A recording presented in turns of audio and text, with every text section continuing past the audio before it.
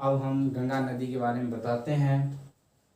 गंगा नदी उत्तराखंड राज्य के उत्तरकाशी जिले के गोमुख के निकट गंगोत्री हिमन से भागीरथी के नाम से निकलती है।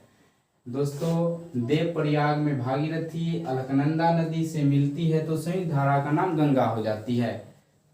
जब गंगा नदी जहाँ से निकलती है उस पहले वो गंगा नदी नहीं कहलाती है, उसके बाद वो भागीरथी के नाम से निकलती है, फिर बाद में वो गंगा नदी के नाम से जानी जाती है। गंगा नदी भारत के 5 राज्यों से होकर गुजरती है: उत्तराखंड, उत्तर प्रदेश, बिहार, झारखंड, पश्चिम बंगाल।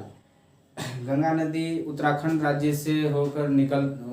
राज्य से निकलती हुई भारत के 5 राज्यों में से बहती हुई सीधे बांग्लादेश में प्रवेश करती है। उसके बाद सीधे बंगाल की खाड़ी में गिरती है, जहां गंगा नदी और ब्रह्मपुत्र नदी दोनों नदी मिलकर पूरे विश्व की सबसे बड़ी डेल्टा का निर्माण करती है। गंगा नदी की कुल लंबाई 2525 किलोमीटर है। और दोस्तों, ये क्वेश्चन बहुत ही इम्पोर्टेंट है, क्या कि हम भारत में गंगा नदी की लंबाई के अनुसार राज्यों का क्रम हम बताए हैं। सबसे ज़्यादा गंगा नदी अगर आपसे पूछा जाएगा एग्जाम में सबसे ज़्यादा कहाँ बहती है तो उत्तर प्रदेश में बताइएगा।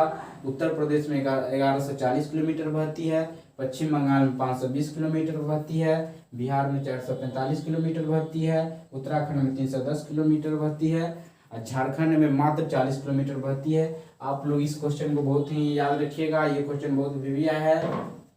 फिर गंगा नदी भारत में सबसे ज़्यादा उत्तर प्रदेश में सबसे कम मात्र 40 किलोमीटर झारखंड राज्य में प्रवाहित होती है। गंगा नदी को बांग्लादेश में पद्मा के नाम से जाना जाता है। ये अब जो पूछा जाता है, हर एक एग्जाम में पूछा जाता है, चाहे वो बीपीएससी हो चाहे ग्रुप डी हो, पूछा जाता है कि गंगा नदी के किनारे प्रमुख बसे शहर का नाम बताइए। तो इसमें पूछी जाती है कि गंगा, हम यहाँ पे बताएं आप लोग को कि गंगा नदी के किनारे बसे प्रमुख शहर, जैसे आपको अगर पूछ देगा आपको इलाहाबाद किस नदी किनारे बसा है, चाहे आपको पूछ देगा कन्नौज किस नदी किनारे बसा है, तो ये सब मतलब हाईलाइट क्वेश्चन है, इसलिए आप को इसको भी याद रखिएगा। गंगा नदी के किनारे बसे प्रमुख शहर आपको हम लिख दिए हैं: देवप्रयाग, ऋषिकेश, हरिद्वार, बिजनौर, नरौरा, फर्रुखाबाद, कन्नौज, कानपुर, फतेहपुर, इलाहाबाद, मिर्जापुर, वाराणसी, गाजीपुर, छपरा, पटना, हाजीपुर, भागलपुर, मुंगेर, लखीसराय होते हुए कटिहार होते हुए सीधे झारखंड राज्य के साहेबगंज जिले में प्रवाहित होते हुए गंगा नदी सीधे पश्चिम बंगाल में प्रवेश कर जाती है। फिर हम इससे आगे आपको हम बता रहे हैं।